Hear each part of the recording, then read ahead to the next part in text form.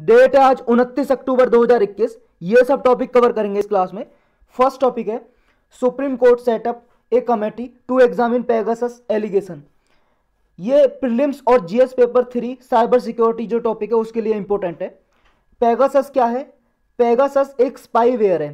Spyware एक software है, software जो आपके मोबाइल में घुस के आपके मोबाइल की सारी जानकारी ले लेगा और आपके मोबाइल को, कैमरे को और जो माइक्रोफोन है उसको भी यूज कर सकता है। कैसे यूज करेगा इसके बारे में जानेंगे डिटेल से।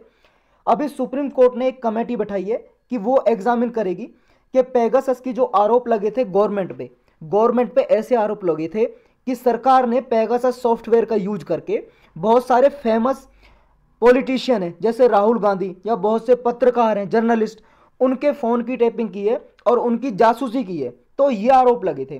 तो सुप्रीम कोर्ट ने एक कमेटी बैठाई है कि आरोप सही है या गलत है, इनकी जांच करने के लिए। और सेंट्रल गवर्नमेंट से भी एफिडेविट मांगा था और सेंट्रल गवर्नमेंट ने एफिडेविट दाखिल किया। सुप्रीम कोर्ट ने कहा देखो भाई साहब, हमने कुछ भी लॉ से बाहर नहीं किया है। जो ऑलरेडी कानून बने हुए हैं उनके दायरे में ही हमने काम किया है और किसी की जासूसी की है तो लॉ के अकॉर्डिंग। लेकिन हमने किसकी की है, कैसे की है, वो हम नहीं बता सकते क्योंकि ये नेशनल सिक्योरिटी का मामला है। सुप्रीम कोर्ट ने कहा कि भाई साहब, हर बार आप नेशनल सिक्योरिटी का हवाला देके तो अपने आप को बचा नहीं सकते। नेशनल सिक्योरिटी किस बेसिस पे? आप ये बताओ किस तरह से नेशनल सिक्योरिटी वायलेट हो रही है, नेशनल सिक्योरिटी को थ्रेट होगा, खतरा होगा, ये जवाब मांगा है सुप्रीम कोर्ट ने। तो ये पेगासस की जो एलिगेशन लगी है सरकार पे, इसकी जांच के लिए ये कमेटी बैठाई है। ये कमेटी का नाम क्या है? इस कमेटी का नाम है आर.वी. रविचंद्रन। ये फॉर्मर कोर्ट के जज थे, सुप्रीम कोर्ट के। इनकी अध्यक्षता में ये चेयरमैन है कमेटी के। ये जांच करेगी पेगासस के मामले में कि पेगासस जो सॉफ्टवेयर है उसके जरिए गवर्नमेंट ने जासूसी की थी या नहीं की थी। ये इजराइल का एक सॉफ्टवेयर, इजराइल की कंपनी ने बनाया था। डिटेल में देखेंगे इसके बारे में। कोर्ट ने यह कहा है कि किसी भी डेमोक्रेटिक कंट्री में रूल ऑफ द लॉ के अकॉर्डिंग ही जो हमारे देश में, उस देश में किसी में भी कानून बने हैं उसके कानून के हिसाब से अगर आप स्पाई करोगे, स्पाई का मतलब जासूसी करोगे, तो ठीक है। लेकिन अगर लॉ के बाहर जाके कर रहे हो तो ये इनडिस्क्रिमिनेटली स्पाई होगा, यानी कि स्टैट्यूटरी सेफगार्ड है जो उनके अंदर करोगे तो ठीक है, वरना उसके बाहर तो ये अनलॉफुल है, इलीगल है। टेक्नोलॉजी देखो सर्विलेंस के लिए यूज की जा सकती है, स्टेट यूज कर सकता है, लेकिन एविडेंस बेस्ड होनी चाहिए। ऐसा नहीं है किसी की भी आप स्पाई कर सकते हो, जांच कर सकते हो, जासूसी कर सकते हो। तो ये पेगासस है क्या? पेगासस देखो एक सॉफ्टवेयर है, स्पाईवेयर बोल सकते हैं इसे। स्पाई का मतलब होता है जासूसी करना, ये जासूसी करता है। ये इजराइल की एक कंपनी है। इजराइल तो आप जानते हो कहां पे कंट्री है इजराइल भाई साहब। ये आप हिंदुस्तान देख रहे हो, यहां पे पाकिस्तान, ईरान, इराक, जॉर्डन, यहां पे पिंक कलर का छोटा सा दिखाई दे रहा है, ये है इजराइल। ये इजराइल कंट्री है यहां पे। तो इजराइल की एक कंपनी है एनएसओ ग्रुप, उसने ये एक सॉफ्टवेयर बनाया था। ये कंपनी है जो ये बेच दी है गवर्नमेंट को। इसका कहना ये, हम तो देखो डिफरेंट जो कंट्री की सरकार है, सरकार को ये सॉफ्टवेयर बेचते हैं क्योंकि सरकार क्या है, क्राइम को रोकने के लिए, अपराध को रोकने के लिए सॉफ्टवेयर को यूज कर सकती है और जासूसी कर सकती है क्रिमिनल्स की। तो हम किसी प्राइवेट इंडिविजुअल को नहीं बेचते, हम सिर्फ सरकार को बेचते हैं। तो इसने ये खुलासा किया था कुछ समय पहले, उसमें इंडिया का नाम भी आया था कि इंडिया को भी हमने ये सॉफ्टवेयर बेचा है। तो इंडिया ने भी एक्सेप्ट किया कि इंडिया ने ये सॉफ्टवेयर लिया है, लेकिन अभी एफिडेविट सही से फाइल नहीं किया है कि इसने किस तरह से जासूसी की है और किसकी जासूसी की है। ये ही सुप्रीम कोर्ट ने जवाब मांगा है। तो ये स्पाईवेयर एक जासूसी करता है सॉफ्टवेयर, और ये देखो फोन के जरिए जासूसी करता है। किसी के फोन में इस सॉफ्टवेयर भेज दिया जाएगा और जासूसी करेगा। कैसे भेजा जाता है? देखो ये क्या है, किसी ईमेल के जरिए भी भेजा जा सकता है, या कोई लिंक भेज देंगे या मैसेज भेज देंगे फोन पे, उसके जरिए भेजा जा सकता है। इवन देखो ये क्या है, एक बार अगर भेज दिया तो ये पूरे यूजर के फोन के डेटा की एक्सेस मिल जाएगी, कंप्लीट एक्सेस। और क्या क्या कर सकता है ये पेगासस कर सकता है, एक बार मान लो ये भेज दिया किसी के फोन में पेगासस, वो टारगेट करेगा उसके प्राइवेट डेटा को, जितना भी डेटा है, या उसका कोई पासवर्ड है, या उसकी कॉन्टैक्ट लिस्ट है, जितने भी उसके कॉन्टैक्ट लिस्ट में जिसके भी फ़ोन नंबर ऐड है, या कैलेंडर में कोई इवेंट्स उसने मैसेज में, मतलब कैलेंडर में इवेंट रजिस्टर कर रखा है कुछ, या कोई टेक्स्ट मैसेज है उसका, या फिर उसकी वॉइस कॉल, जहाँ पे भी कॉल करता नहीं करता, सारा कुछ ये सुन लेगा पेगासस के जरिए, जिसने भी भेजा है, जो हैकर है। मतलब गवर्नमेंट की कोई डिपार्टमेंट है, इसने ए आदमी के फ़ोन में ये भेज दिया, तो वो डिपार्टमेंट सारा एक्सेस लेता रहेगा, कहाँ पे कॉल कर रहा है, किसको कर रहा है, क्या बात कर रहा है, सब कुछ कर लेगा। इवन देखो ये इतना खतरनाक है कि आपको पता भी नहीं होगा, आपका फ़ोन है, आपके फ़ोन में कैमरा होगा, उस कैमरे के जरिए ये सारी वहां पे आपके पास क्या है आपके, वो कैमरे को यूज करता रहेगा। आपके डिस्प्ले पे कुछ नहीं चलता रहेगा, लेकिन ये आपके कैमरे को फिर भी यूज करता रहेगा। और आपके फोन में सबके में माइक्रोफोन होता है, क्या बात चल रही है कमरे में, क्या आप बात कर रहे हो, ये सुन सकता है। पेगासस के जरिए उसका पता लगा सकते हैं। एक होता है जीरो क्लिक अटैक। ये देखो जीरो क्लिक अटैक पे भी काम करता है Pegasus software. Zero click attack का मतलब ये है, जैसे मान लो कोई मालवेयर कोई भी सॉफ्टवेयर हो सकता है भाई साहब, जो नुकसान पहुंचाने के लिए भेजा जाता है कंप्यूटर या मोबाइल में। ये भी एक मालवेयर ही है पेगासस, लेकिन इसकी कैटेगरी है स्पाईवेयर है। ये भी मालवेयर ही, स्पाईवेयर इसलिए बोल देते हैं क्योंकि जासूसी करता है। ये स्पाई का मतलब जासूसी करना होता है। तो जैसे ये स्पाईवेयर क्या है, आपके पास कोई मैसेज भेजा, ईमेल भेजा, आपने क्लिक किया तो आपके फ़ोन में ये इंस्टॉल हो जाएगा, आपको पता भी नहीं चलेगा। लेकिन ये जीरो क्लिक पे भी काम करता है, जीरो क्लिक अटैक भी बोलते हैं। कैसे? आपके फ़ोन में एक मिस कॉल करेंगे और वो मिस कॉल भी गायब हो जाएगी, और मान लो आपका फ़ोन कहीं पे दूर लगा, आपको पता भी नहीं चलेगा मिस कॉल आई थी या नहीं आई थी। सिर्फ मिस कॉल करके ही ये फ़ोन के अंदर चला जाएगा और आपको कुछ भी नहीं पता, और ये आपको फ़ोन में घुस जाएगा, और बिना आपकी ह्यूमन इंटरेक्शन के, बिना आपने कुछ भी क्लिक नहीं किया कहीं पे, जीरो क्लिक किया है, तब भी आपके फ़ोन को, कंप्यूटर को अटैक कर सकता है।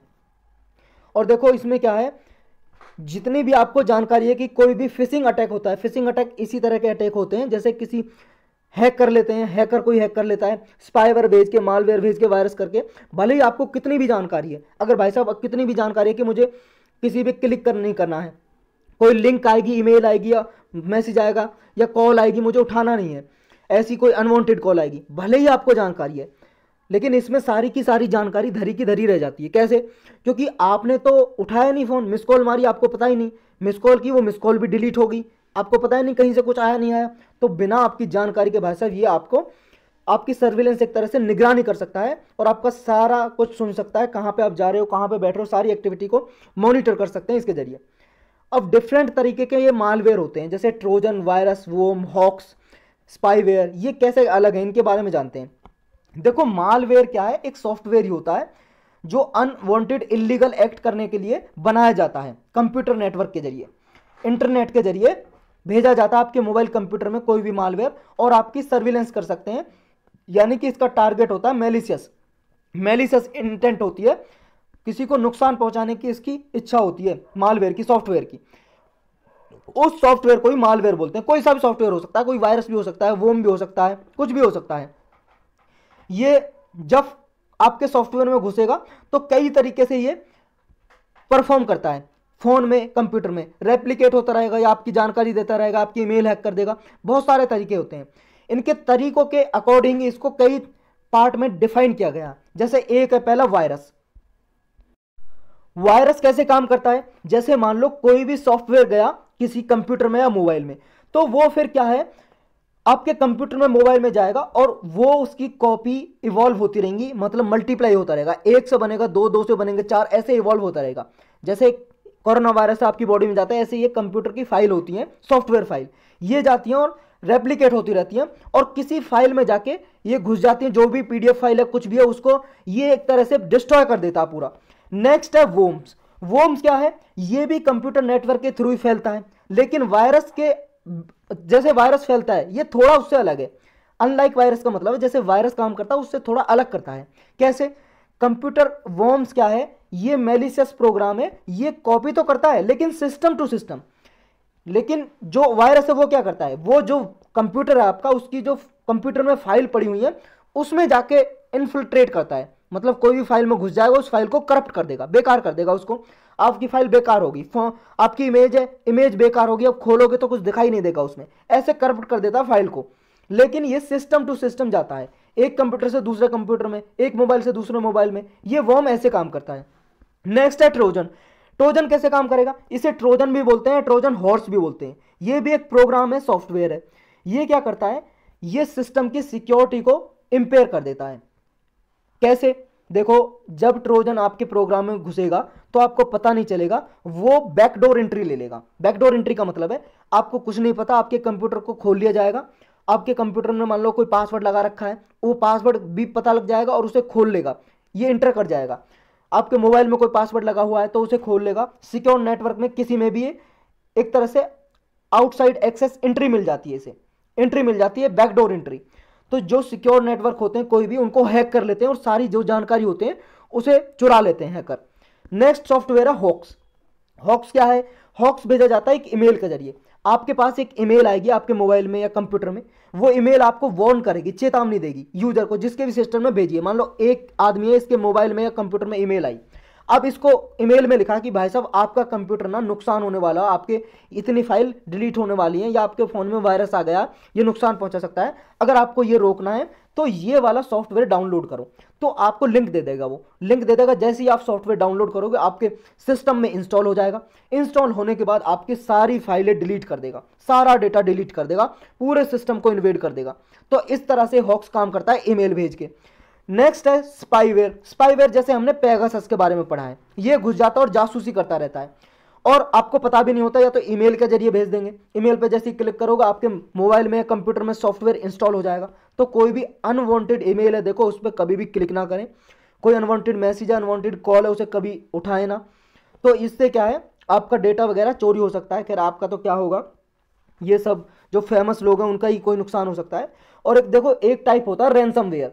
रैंसमवेयर भी एक सॉफ्टवेयर होता है, RANSOM और WARE, ये पूरा वर्ड एक साथ है, रैंसमवेयर। तो रैंसमवेयर होता है, जैसे आपके मोबाइल में कोई सॉफ्टवेयर भेजा, तो ये मोबाइल में या कंप्यूटर में भेजा, तो वहां पे एक पासवर्ड लगा आएगा। जब भी आप अपना कंप्यूटर खोलोगे पासवर्ड आएगा, उस पर लिखा आएगा कि आप इतने रुपए इस अकाउंट में भेजिए, नहीं तो ये आपका कंप्यूटर का सारा डेटा डिलीट हो जाएगा इतनी तारीख तक। तो ये होता है रैंसम मांगना, फिरौती मांगना। रैंसम का मतलब है फिरौती। तो ये रैंसम मांगता, मनी मांगता आपके कंप्यूटर को, आपको ही एक्सेस देने से, क्योंकि हैक कर लिया गया है कंप्यूटर, तो इसे बोलते हैं रैंसमवेयर। यही था, इसमें चलते हैं नेक्स्ट पे। नेक्स्ट है हर घर दस्तक या नॉक एवरी डोर कैंपेन। ये एक अभियान चलाया है मिनिस्ट्री ऑफ हेल्थ ने। इसमें जिस भी आदमी को कोरोना वायरस की वैक्सीन नहीं लगी है, सबको वैक्सीन लगाया जाएगा जॉब पे नॉक करके। बस इसमें इतना ही है। नेक्स्ट है टाइम फॉर इंडिया ड्राइव। ये स्वीडन एक कंट्री है यूरोप में। कहां पे है स्वीडन? ये देखो यूरोप में, यहां देख रहे हो आप नॉर्वे के पास, ये है स्वीडन। ये स्वीडन कंट्री ने ये चलाया है टाइम फॉर इंडिया ड्राइव। किस लिए चलाया है?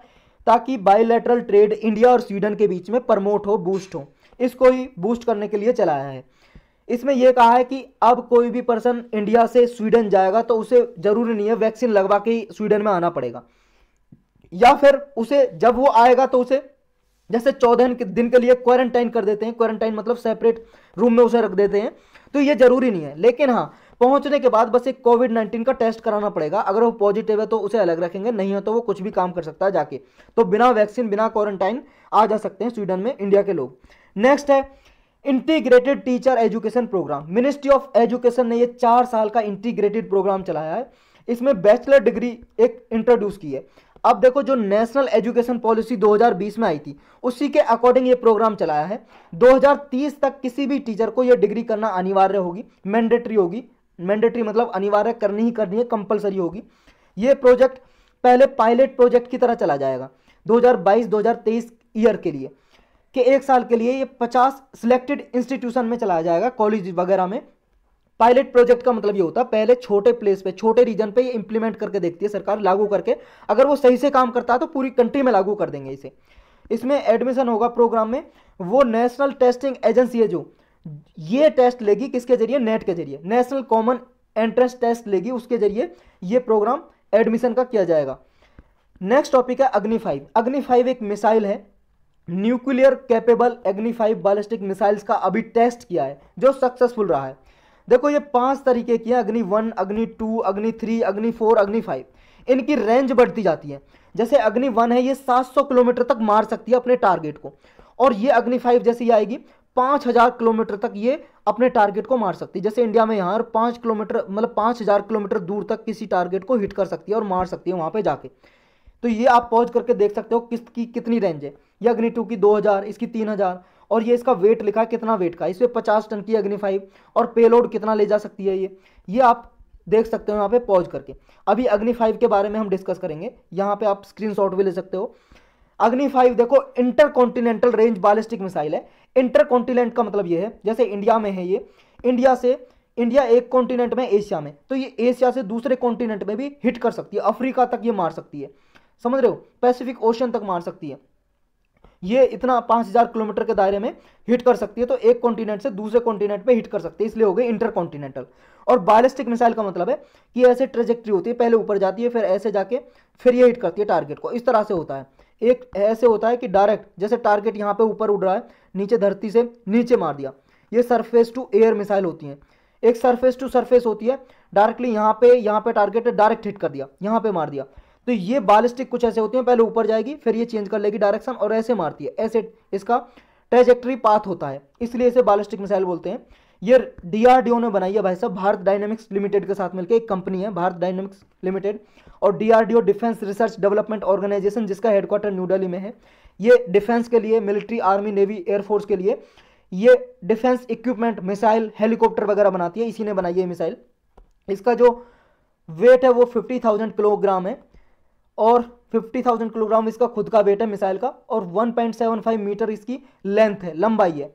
और इसका जो डायमीटर है, व्यास है डायमीटर, वो है 2 मीटर का। 1500 किलोग्राम ये वेट लेके जा सकती है और अपने टारगेट को हिट कर सकती है। 3 स्टेज रॉकेट बूस्टर सिस्टम इसमें लगा हुआ है, सॉलिड फ्यूल से चलती है ये। और ये मिसाइल है जो इसकी रेंज इतनी है कि एशिया, यूरोप और अफ्रीका के पार्ट तक हिट कर सकती है, मार सकती है अपने टारगेट को।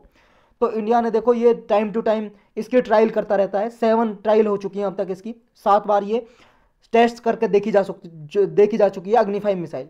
नेक्स्ट टॉपिक है एशियन डेवलपमेंट बैंक। ये जीएस पेपर 2 और ये प्रीलिम्स के लिए भी इंपॉर्टेंट है। देखो जिसके लिए मैंने नहीं बताया वो सिर्फ प्रीलिम के लिए इंपॉर्टेंट है, जैसे अग्नि 5, नॉकडाउन कैंपेन, ये सिर्फ प्रीलिम्स के लिए इंपॉर्टेंट है, ये प्रीलिम्स और मेंस के लिए इंपॉर्टेंट है।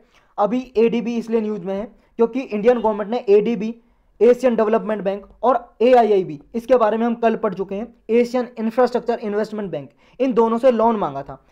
इसलिए लोन मांगा था कि हमें भाई साहब वैक्सीन, कोविड-19 की वैक्सीन और खरीदनी है, हमारी पॉपुलेशन ज़्यादा है और पॉपुलेशन को अभी लगी नहीं है वैक्सीन, तो ये इसलिए लोन मांगा है। ये मनीला बेस्ड एडीबी है, एडीबी मतलब एशियन डेवलपमेंट बैंक, और मनीला में इसका हेडक्वार्टर, इसलिए इसको मनीला बेस्ड बैंक बोल देते हैं। और ये बीजिंग बेस्ड बैंक है एआईबी, क्योंकि इसका हेडक्वार्टर बीजिंग में, चाइना की कैपिटल है जो। तो इसमें लगभग इंडिया चाइना की अच्छी खासी शेयर होल्डिंग है दोनों में। एआईआईबी में तो चाइना और इंडिया की है, एडीबी में खैर और भी कंट्रीज की है, वो देखेंगे हम क्या है। वैक्सीन की डोज खरीदनी है अभी, और ये एडीबी का एक प्रोग्राम है APVAX, Asia Pacific vaccine access facility mechanism. इसके अंदर इसको इंप्लीमेंट करने के लिए ये एडीबी लोन देता है कंट्रीज को वैक्सीन खरीदने के लिए, और भी बहुत सारे लोन प्रोवाइड करता है। ये सेटअप कब किया गया था? ये किया गया था 1966 में, 19 दिसंबर 1966 में इसको बनाया गया था। रीजनल डेवलपमेंट बैंक है ये एडीबी, एशियन डेवलपमेंट बैंक इसकी फुल फॉर्म है। इसका हेडक्वार्टर फिलीपींस की जो कैपिटल है मनीला, वहाँ पे है। फिलीपींस देखो यहाँ पे, ये कंट्री फिलीपींस दिखाई दे रहा है आपको, यहाँ पे इसका हेडक्वार्टर है। और यूनाइटेड नेशन में भी ये, मतलब यूनाइटेड नेशन भी का ऑब्जर्वर है ये एडीबी, यूनाइटेड नेशन का ऑब्जर्वर है।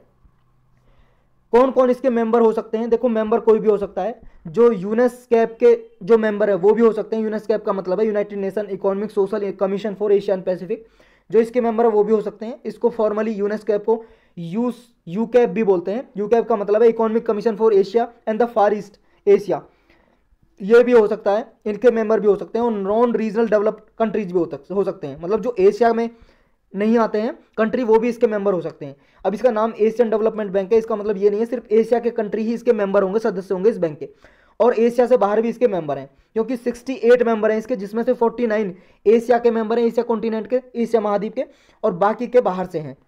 वोटिंग राइट कैसे है इसमें? वोटिंग राइट जैसे वर्ल्ड बैंक में होता है ना, जिसकी ज़्यादा शेयर होल्डिंग, जिसकी ज़्यादा हिस्सेदारी, उसको ज़्यादा वोटिंग राइट है, इसी तरह से इसमें होता है। इसमें 31 दिसंबर 2019 की बात करें तो एडीबी में टॉप 5 लार्जेस्ट शेयर होल्डर कौन है? जापान सबसे पहला, फिर यूनाइटेड स्टेट्स है, फिर है आपका चाइना, फिर है इंडिया, और फिर है ऑस्ट्रेलिया। ये 5 सबसे ज़्यादा इनकी शेयर होल्डिंग है, तो सबसे ज़्यादा वोटिंग राइट इन्हीं को है। रोल और फंक्शन क्या है इसके? फंक्शन और रोल इसके ये हैं, ये पॉवर्टी को, एशिया और पैसिफिक रीजन में जो गरीबी है, पॉवर्टी है, उसको घटाने के लिए काम करता है, ताकि इंक्लूसिव इकोनॉमिक ग्रोथ आए, इन्वायरमेंटली सस्टेनेबल ग्रोथ आए, रीजनल इंटीग्रेशन हो, एक दूसरी कंट्री का सहयोग बढ़े और गरीबी को घटाया जाए, डेवलपमेंट हो ये गरीब कंट्रीज में, ये इसका मेन काम है। ये लोन भी देता है, ग्रांट भी देता है, मतलब कर्ज भी देता है जो वापस चुकाना होता है, ग्रांट भी देता है, अनुदान मतलब दान, एक बार दान दे दिया दोबारा देने की जरूरत नहीं है, और इन्फॉर्मेशन भी शेयर करता है infrastructure, health care service, financial, public administration system के बारे में, और क्लाइमेट चेंज इम्पैक्ट से कैसे निपटा जाए इसके लिए भी सहायता करता है राष्ट्र की, नेशन की, कंट्रीज की। नेक्स्ट टॉपिक है इंसाकॉग, इसकी फुल फॉर्म है इंडियन सारस-CoV-2 कंसोर्टियम ऑन जीनोमिक्स। ये एक समझ लो एक कुछ इंस्टीट्यूट को मिला के एक ये ऑर्गेनाइजेशन बनाई है, सेंटर बनाया है। ये इसने अभी जो इसकी टीम है इसने ये देखा है कि जो कोविड-19 वायरस है उसको देखो, कोरोना वायरस को ये भी बोलते हैं, इसका नाम है सारस-CoV-2। इसके 108 म्यूटेशन देखे गए, इसने इंसाकॉग ने देखे हैं, एक इंस्टीट्यूट है ये मान लो। इसकी रिसर्चर हैं, साइंटिस्ट हैं, उनकी टीम है, उन सदस्यों ने सबने मिलकर ये देखा है कि 108 म्यूटेशन हो चुके हैं कोरोना वायरस के, सारस-CoV-2 वायरस या कोरोना वायरस के। म्यूटेशन का मतलब है चेंज, यानी कि जैसे जब कोरोना वायरस आया था तो मान लो ऐसे था, ये इसके ऊपर स्पाइक प्रोटीन लगे हुए हैं, माचिस की तिल्ली जैसे, ऐसे कुछ दिखाई देता है कोरोना वायरस। अब जो ये आरएनए बेस्ड वायरस है, इसमें बीच में ये आरएनए है, राइबो न्यूक्लिक एसिड, ये आरएनए है। सबकी बॉडी में देखो आरएनए और डीएनए होते हैं, कोई वायरस डीएनए बेस्ड होता है, कोई आरएनए बेस्ड होता है, तो इसमें सिर्फ आरएनए है। ये अंदर ये दिखाई दे रहा है आपको, ऐसा कुछ है। तो ये जैसे वायरस है, इसके अंदर मतलब वायरस है और ये आरएनए, ये चेंज हो जाता है। जैसे मान लो ये बॉडी में घुसता है किसी की में, तो 1 से बनते हैं 2, 2 से बनते हैं 4, 4 से बनते हैं 8, ऐसे रेप्लिकेट होता रहता है, मल्टीप्लिकेशन होता रहता है इसका। जब ये मल्टीप्लाई करता है तो ये भूल जाता है, ये भूल जाता है मैं पहले ऐसा था, अब ये चेंज हो जाएगा थोड़ा, इसके आरएनए में थोड़ा मान लो ये ऐसा हो गया, बीच बीच में मान लो कोई और प्रोटीन आ गया इसके, मतलब कोई और डिफरेंट इसका स्ट्रक्चर बन गया, तो ये नया वायरस बन गया है, कोरोना वायरस ही, लेकिन इसका दूसरा भाई बन गया, सहपाठी बन गया इसका। तो ये हो गया म्यूटेशन, चेंज हो गया। ऐसे 108 देखे गए म्यूटेशन। ये दिसंबर 2020 से अप्रैल 2021 के बीच में पुणे सिटी में ये कलेक्ट किए सारे सैंपल, कुछ वेस्ट वाटर से कलेक्ट किए, गंदे पानी से। ये इंपॉर्टेंट क्यों? देखो भाई साहब, जो वैक्सीन बनाई है ना, वो जब कोरोना वायरस आया था तब उसको देख के बनाई थी। अब ये अपना आप को चेंज करेगा तो वैक्सीन इतनी कारगर नहीं रहेगी, इतने फायदेमंद नहीं रहेगी ना, इस वायरस को नहीं रोक पाएगी, वैक्सीन नहीं लड़ पाएगी, हमारी बॉडी में इम्यूनिटी जनरेट नहीं कर पाएगी, प्रतिरोधक क्षमता इतनी नहीं बढ़ा पाएगी। तो ये इनकी जीनोमिक सीक्वेंसिंग करते रहते हैं कंट्री, देखते रहते हैं इसके जीनोम में, इसके जीन में क्या सीक्वेंसिंग है, जीन की सीक्वेंसिंग देखेंगे। जीनोमिक सीक्वेंसिंग का मतलब यही होता है, जीन की सीक्वेंसिंग यानी कि जीन की जानकारी, जीन कैसा है, कैसा जीन है, कौन सा रिस्पॉन्सिबल जीन है जिसकी वजह से ये बीमारी हो रही है, तो इनको डिटेक्ट करते रहते हैं। ये पूरे वर्ल्ड में देखो इसके कई सारे वेरिएंट फैल चुके हैं, उनमें से डेल्टा भी एक इंपॉर्टेंट है, और ये एक दूसरी कंट्री के साथ शेयर करते रहते हैं ताकि इफेक्टिव तरीके से इसको मिटिगेट किया जा सके, कम किया जा सके बीमारी को, और इसकी मेडिसिन वगैरह और वैक्सीन डेवलप की जा सके। तो इसका पर्पज क्या है सीक्वेंसिंग का जो करते हैं, सीक्वेंसिंग का यही है, सर्विलेंस करते हैं कि भाई साहब किस तरह का वायरस पहले आया था और इसका कितने वेरिएंट बन गए हैं। जब इनकी पिक्चर मिल जाती है तो ये एक दूसरे कंट्री के साथ शेयर करते हैं। और WHO भी देखो, जो वर्ल्ड हेल्थ ऑर्गेनाइजेशन है, जो यूनाइटेड नेशन की एक स्पेशलाइज एजेंसी है, ये भी देखो कहता है कि भाई साहब जिस कंट्री के पास है ये एक प्लेटफॉर्म है GSAID, उस पर सारा डेटा दो, कौन कौन से आपके पास वेरिएंट है, नए वेरिएंट जो कोरोना वायरस के बने हैं, म्यूटेशन होकर चेंज होकर, तो उनकी जीन सीक्वेंसिंग का सारा डेटा आप GSAID को दो। GSAID देखो एक इंटरनेशनल प्लेटफॉर्म है, नॉन प्रॉफिट ऑर्गेनाइजेशन है। ये क्या है, जीन सीक्वेंसिंग की जो भी वायरस वगैरह है या कोई भी कोरोना वायरस जैसे ऐसे वायरस है या बैक्टीरिया, उनकी जीन सीक्वेंसिंग एक साथ रखता है और रिसर्च करते रहते हैं इसमें ये, और कुछ हर एक कंट्री को जानकारी देते हैं। तो एक प्लेटफॉर्म पे सभी कंट्रीज के जहाँ पे भी कोरोना वायरस का म्यूटेशन हुआ है, सारी एक प्लेटफॉर्म पे जानकारी होगी, तो दवाई वगैरह वैक्सीन वगैरह डेवलप की जा सकती हैं। तो जीन सीक्वेंसिंग है क्या, हमने जैसा ऊपर डिस्कस किया, जीन सीक्वेंसिंग का मतलब ये किसी ऑर्गेनिज्म का कंप्लीट सेट ऑफ DNA की या जीन की जानकारी इकट्ठा करना, सारा उसका इवोल्यूशन कैसा हुआ, फंक्शन कैसा है, इवोल्यूशन कैसा हुआ, मैपिंग कैसी है, जीन में एडिटिंग कैसे हुई है, ये सब फोकस इस पे रहता है जीन सीक्वेंसिंग में। यानी कि जीनोमिक्स में सारा सीक्वेंसिंग और जीनोम्स का एनालिसिस, जीन का एनालिसिस करना, सारा कुछ इसमें आता है। जीनोमिक्स में एडवांसेस में ये होगा कि एक तरह से डिस्कवरी बेस्ड रिसर्च हो सकेगी और इसको अंडरस्टैंड करके बहुत सारी बीमारियों की जानकारी जुटाई जा सकती है और उनकी डिसीज को ठीक करने के लिए दवाई बना जा सकती है। तो जीनोमिक सीक्वेंसिंग की नीड क्या है, जरूरत क्या है, जरूरत इसलिए ही भाई साहब दवाई बनाने के लिए, सारा आप पॉज करके पढ़ सकते हो, वही बार बार ये बात लिखी हुई है। अब ये पढ़ते हैं कि ये इंसाकॉग क्या है, इंडियन सार्स-CoV-2 कंसोर्टियम ऑन जीनोमिक्स। देखो ये इंडियन गवर्नमेंट ने बनाया था, किस किस ने मिलकर बनाया था, union health ministry of health and family welfare, ये मंत्रालय का पूरा नाम है। इस मिनिस्ट्री ने डिपार्टमेंट ऑफ बायोटेक्नोलॉजी, CSIR का मतलब है council for scientific and industrial research, and ICMR, Indian council of medical research, इन सब के साथ मिलकर ये बनाया है। इसमें डिफरेंट इसमें साइंटिस्ट वगैरह आते हैं और रिसर्च वगैरह करते रहते हैं। ये कंसोर्टियम में 28 नेशनल लेबोरेटरीज हैं जो जीनोमिक वेरिएशन के बारे में, जो सारस-CoV-2 है उसका जीन में कैसे चेंज हो रहा है, कैसे वेरिएशन हो रहा है, तो इसकी जानकारी जुटाते हैं कि नया वेरिएंट कहाँ पे मिला है, कैसे बना है, इसकी कैसे दवाई खोजी जाए, ये सब कुछ ये जानकारी जुटाता रहता है इंसाकॉग। ये सारी जितनी भी जीनोम सीक्वेंसिंग है सार्स-CoV-2 वायरस की हमारे नेशन में, ये अंडरस्टैंड करता है कि वायरस कैसे इवॉल्व कर रहा है, अपने आप को कैसे स्प्रेड कर रहा है, कैसे फैल रहा है। ये इंसाकॉग है जो इसका टारगेट बस यही है कि क्लिनिक में सैंपल लिया जाए और अंडरस्टैंड किया जाए कि डिसीज की डायनेमिक क्या है और कितनी सीवियरिटी हो सकती है, कितने नुकसान हो सकता है डिसीज से आगे जब ये कोरोना वायरस अपने आप का चेंज कर लेगा, नया वेरिएंट बना लेगा। तो यही था बस आज के टॉपिक।